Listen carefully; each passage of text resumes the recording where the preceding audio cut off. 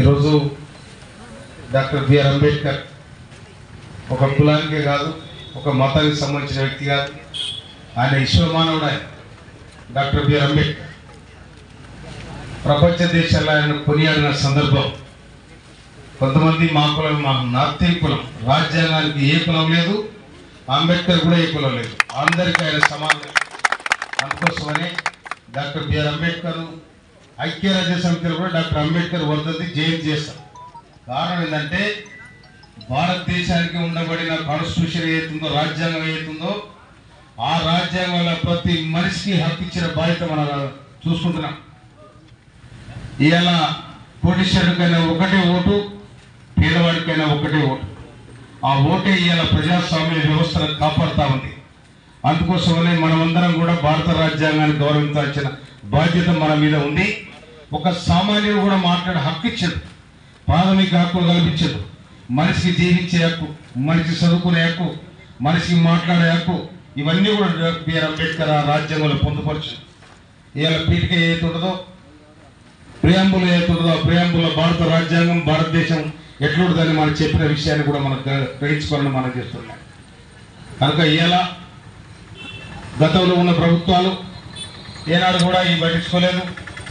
ఇవాళ రేవంత్ రెడ్డి గారి ప్రభుత్వం వచ్చిన తర్వాత పేదలకు, బీదలకు, ఎస్సీ, ఎస్టీ, బీసీ, మైనార్టీ విద్యార్థులందరూ కూడా 40% కాస్మెటిక్ ఛార్జీలు పెంచి,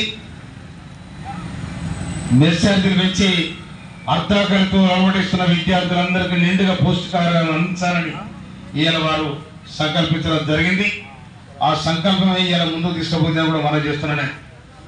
అందుకోసమే ఇవాళ డాక్టర్ బిఆర్ అంబేద్కర్ కలడగన్న సామాజిక న్యాయం ఏదైతుందో, నిజంగా మనం గత ప్రభుత్వాల సాకలైలం ఎవరో కూడా తెలియదు. కానీ ఇలా సాకలైలం నామాన్ని, పేరును ఇలా హైదరాబాద్ పోటీలో ఉండబడిన మహిళా యూనివర్సిటీకి సాకలైలమ్మ నామకరణం చేసిండు. తెలంగాణ సాహిత్య రైతాంగ పోరాటంలో ఒక పేదరాలు, ఒక బీదరాలు, ఒక సాకలి కులానికి చెందిన అమ్మ ఐలమ్మను ఇలా విధంగా సామాజిక న్యాయాన్ని పెంపొందించే ఇవాళ రేవంత్ రెడ్డి ప్రభుత్వం, రేవంత్ రెడ్డి గారి ప్రభుత్వం, అదేవిధంగా రేవంత్ రెడ్డి గారి మంత్రివర్గం అన్ని విధాల ముందు వరుసలో ఉండి, ముందు చూపుగా ఉండి అది చేసిన తర్వాత ఇంకోటి, ఈ తుంగతుర్తి నేను ఒక ఉద్యమకారుడిగా కాంగ్రెస్ పార్టీ టికెట్ ఇచ్చి నన్ను గెలిపించినందుకు నేను నిండుగా నేను తుంగతుర్తి ప్రజానీకానికి నేను హృదయపూర్వక ధన్యవాదాలు తెలియజేస్తా ఉన్నాను.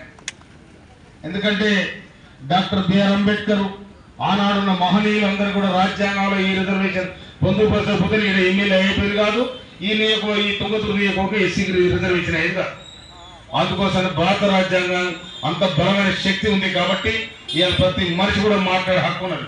అందుకోసం దీన్ని కూడా మనం హక్కు ఉందని చెప్పి అరాచకాలు చేస్తే కూడా అది మంచిగా ఉన్నది. అందుకోసం అందరూ కలిసిమెలిసి ఉండాల్సిన బాధ్యత కూడా ఉందని చెప్పి నాకు ఈ అవకాశం ఇచ్చిన ఈ కమిటీకి, నిర్వహణ కమిటీకి హృదయపూర్వక ధన్యవాదాలు తెలియజేస్తున్నాను. Thank you.